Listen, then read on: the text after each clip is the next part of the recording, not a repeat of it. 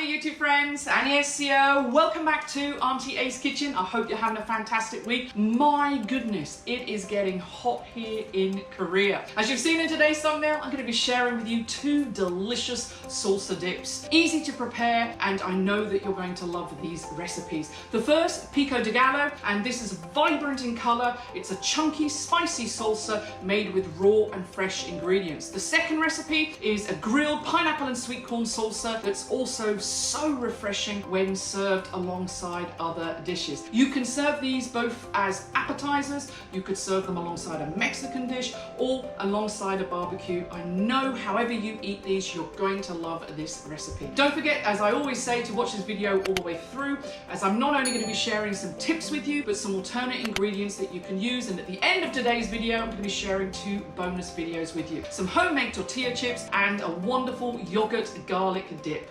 Thanks for watching.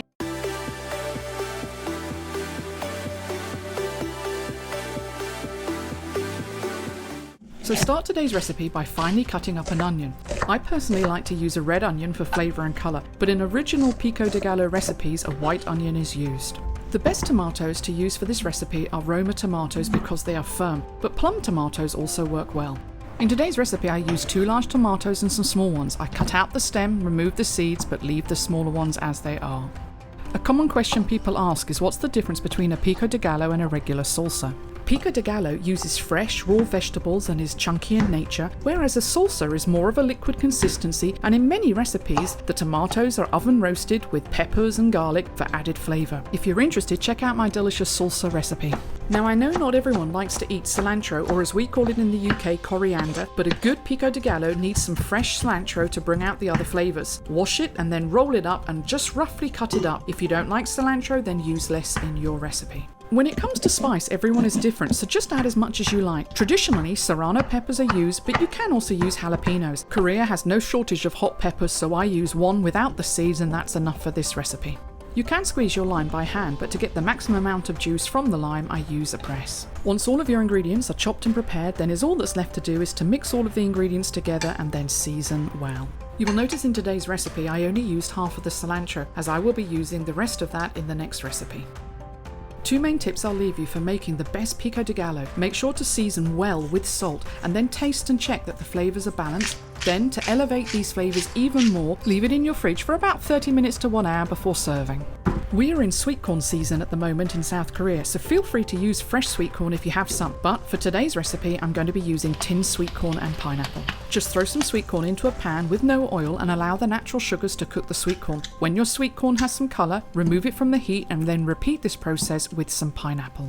If you've never had this before, after a barbecue, grill some pineapple and sprinkle some cinnamon over the top and you will have a delicious simple dessert. While your pineapple is cooking, to enhance its flavour, add some of the juice from the tin. When your pineapple then starts to get some colour and caramelise, remove from the heat and let it cool down. I noticed that some of my pineapple chunks are a little big, so I spent some time cutting them up before mixing them together with the sweet corn. Just like our previous recipe, I finely cut up an onion, then mix all of the ingredients together. Because I have a spicy Pico de Gallo, I choose not to add any hot pepper, but if I was serving this sweet corn salsa on its own, I would always add a little bit of heat to it. I personally love the combination of serving a spicy and a sweet salsa. Let me now show you 2 quick bonus recipes. The first, a simple healthy yogurt garlic dip that I often use instead of sour cream.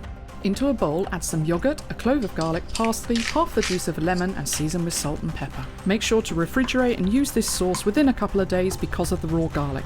For this second quick recipe, some tortilla chips, place some canola oil into a pan. Use a spoon and when it bubbles you know the oil's at the right temperature. Cut up some tortilla wraps and then cook them, turning them often until golden brown, then place them onto a wire rack to drain off any excess oil. A healthier way to cook these would be to brush them with oil and place them into a preheated oven or an air fryer. So here we have 2 simple to make delicious salsa recipes, a spicy and delicious Pico de Gallo and a refreshing sweet pineapple and sweet corn salsa. Thanks for watching today, I really appreciate all of your support. I think making food is fun, but it tastes better when shared with friends and family. If you would like some more ideas for some Mexican style recipes, I will leave some links in the description below. I look forward to seeing you in the next video. Until then, have a great week. God bless. Chop bok ham na da.